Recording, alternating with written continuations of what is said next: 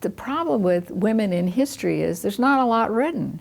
And you know, when I do my research for a book or something or an article, I try to find the women's names because they're usually Mrs. Sam Smith, right? You don't even know that her name was Matilda or whatever it was, you know. So it's hard. So I always try to find at least their names, you know, and many of them were just, if you look at the census records, they're housewives or housekeeper or what. So there's not a lot written. And then we had the society pages in the newspapers, which was great. I mean, you know what they wore, you know what they ate, you know, it was like all this. But then, you know, in the 70s, some newspaper editor decided, we don't need to talk about that, and they dropped all that stuff out of the newspapers. And so, you know, there's all these gaps, and unless they kept a diary or, you know, somebody wrote about it, it's very hard. And so I try to, whatever I write, if there are women involved, I try to get the information and include as much as I can. But, you know, most history is written about men. And I think we're missing a lot.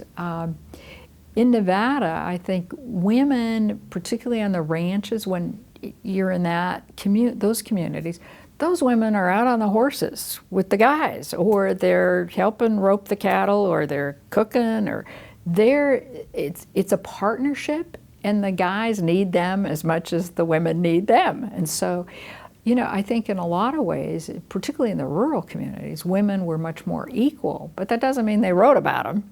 You know, that's the problem. So I think it's important that we, you know, get as much of this history down as we can. And you look at how many women's books there are about Nevada women.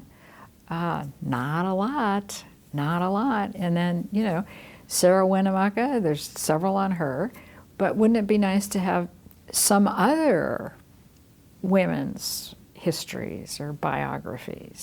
And if you read about Barbara Vukanovich, well, you know, girls can go to Congress. And we've sent a few now, you know, Dina Titus and Shelley Berkeley.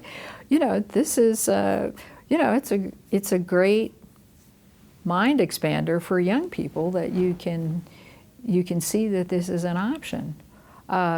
One funny story, when I was state treasurer, we used to have school groups come through the Capitol all the time. And, you know, this is Nevada, right? You opened the door up and the kids came in. I mean, it wouldn't happen in California or anyplace else. But anyway, so one day this group of kids came in and they looked around and looked at me and turned around. The kid says to his teacher, "He's not here."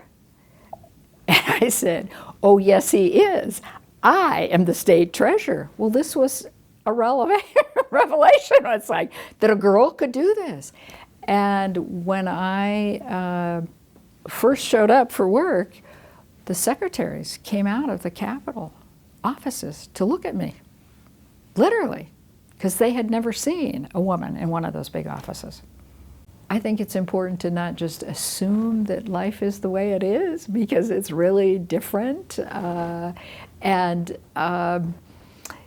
You know, women have worked very hard to get where they are, socially and professionally.